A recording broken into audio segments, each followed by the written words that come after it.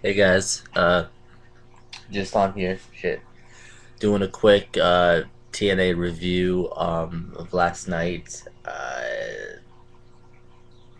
Again, I'm disappointed this week. I thought it was gonna be different in the beginning. I got excited. I have to admit, TNA opens and Sting comes out again, World Heavyweight Champion. He beat, as we all know, he beat Jeff Hardy because Jeff Hardy was fucked up, and I don't know. I don't know if Hardy's fired or what. I've checked the website, but uh, he comes out with the purple title, which is a piece of shit. I can't take seriously, and it finally comes out with a new world heavyweight title, which actually looks pretty good.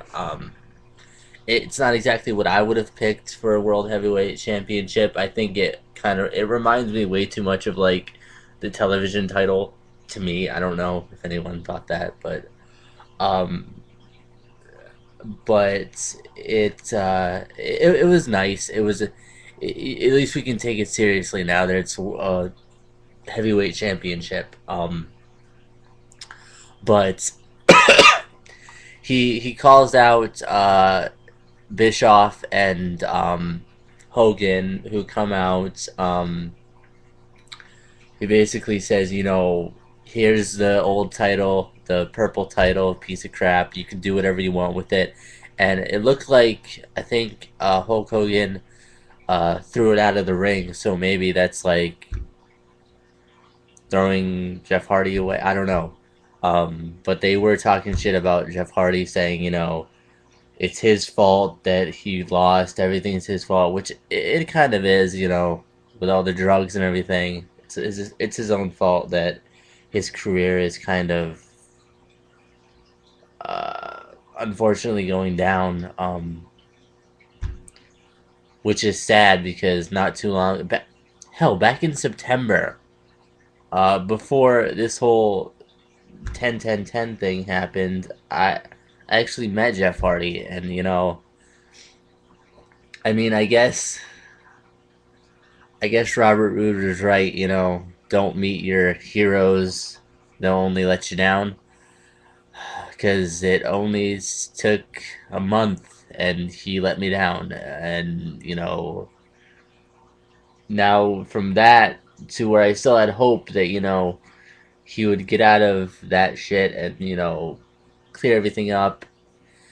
It's just it's gone downhill, and it's really sad storyline wise and his personal life apparently. But anyway, let's get on to the next subject. Uh, it just turned into a shitload of people coming in the ring. Fortune, Mr. Anderson, Bully Ray. I think that was it. I don't know, but way too many people in the ring. Come on. All you really needed was AJ Styles to come out, Bully Ray, and who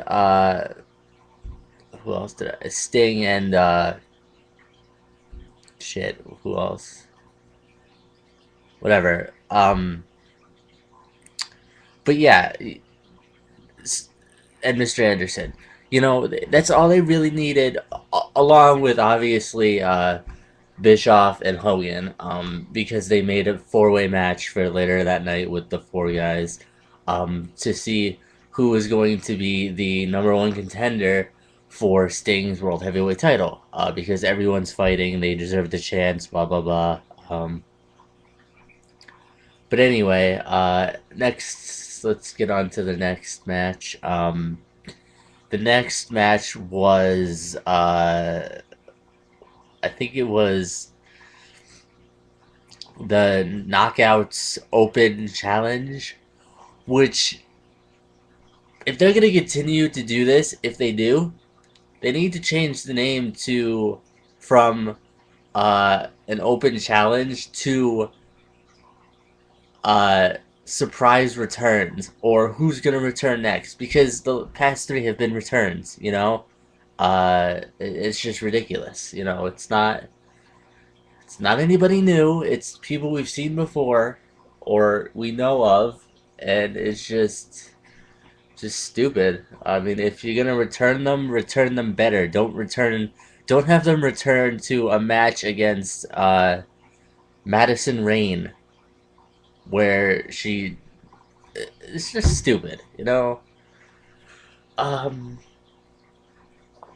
Anyway, they had this another part was where they had a bunch of this bullshit with Kurt and Jeff again, Kurt Angle and Jeff Jarrett, where Jeff and Kurt were going to make peace, and Kurt Angle bought Jeff Jarrett a gift, and it turned out to be a guitar because Jeff Jarrett's signature is to have a guitar and to smash it over somebody's head. But and they all held each other's hands up, and then last second, Angle grabs the guitar and smashes it over Jarrett's head. And long story short, they make a match for the next pay per view. I forgot what it is. Steel cage match. And he says, "Don't bother going to Bischoff and Hogan to reverse the decision, because if you do, I will make your life a living hell." And then, of course, later on, the cops get called. Blah blah blah. It's just ridiculous. It's a wrestling show. Seriously. Anyway, uh, another not so interesting match for me was a 6-person mixed tag match. It was Sarita and Rosita with Hernandez versus Matt Morgan, Angelina Love, and Winter. And of course, backstage, they had this big fight between Winter, Angelina Love, and Velvet Sky to see who Angelina's partner was going to be for the match. Of course, it was Winter. I don't know where they're going with this because it's stupid. But anyway, let me get to the real point of this video that I wanted to get to, was the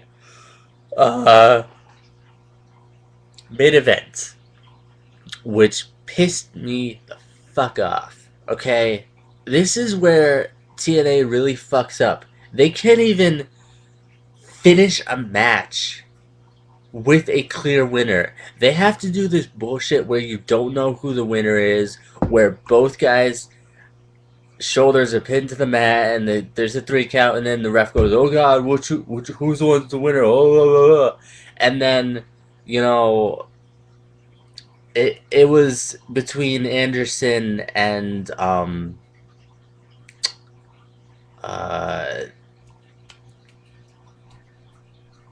who was the shit? I can't think. Anyway, but Earl Hebner goes to talk to Jeremy Borash about who's going to be the winner, and Bully Ray on the outside punches Hebner in the head, knocks him down outside the ring, and then it breaks down into a fight between AJ Styles and Bully Ray. They fight up the ramp on the staging area, whatever. And of course, on top of the stage, Bully Ray, with the help of Ric Flair, because Ric Flair gave AJ Styles a low blow. Bully Ray power bombs AJ Styles off of the stage onto like tables and stuff where they have like all the lighting and everything, or lighting equipment or whatever. And another part where TNA fails epically, They replay this shit way too many times. It's like replay, replay, replay, replay, replay, replay. Then let's go back to what's happening live and see AJ Styles being put on a stretcher very, very slowly. It took like fucking 20 minutes, whatever. And then again, we're gonna play the replay and the replay and the replay. We know what fucking happened. You only need one or two replays. Two different angles. You don't have to have every fucking angle in the whole damn building. I don't need to see where it happened from the concession stand. I don't need to see it from the ring. I don't need to see it from the rafters. God, this is fucking ridiculous. If you can, if you really need that much crap to fill your show in, maybe you should add some more actual wrestling matches and not so much bullshit. You have all these superstars in the back who aren't getting matches because you have to put this crap on TV. God, it fucking pisses me off.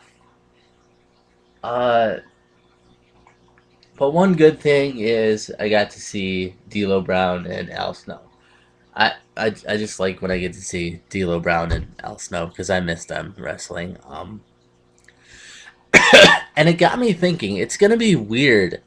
Uh, going over to WWE now when they do Tough Enough, and Al Snow is not a trainer. Like, how do you have Tough Enough without Al Snow as a trainer? It's so weird to me. Um, and it's just gonna be weird enough with Stone Cold Steve Austin as the the host, whatever. Although he's going to be tougher, obviously, and not gonna be a walk in the park, but still, it's gonna be weird. For me at least. We'll just have to see how it goes. But anyway, this is my thoughts on TNA last night. Anyway, just kind of spit on myself a little bit. Anyway, alright, guys.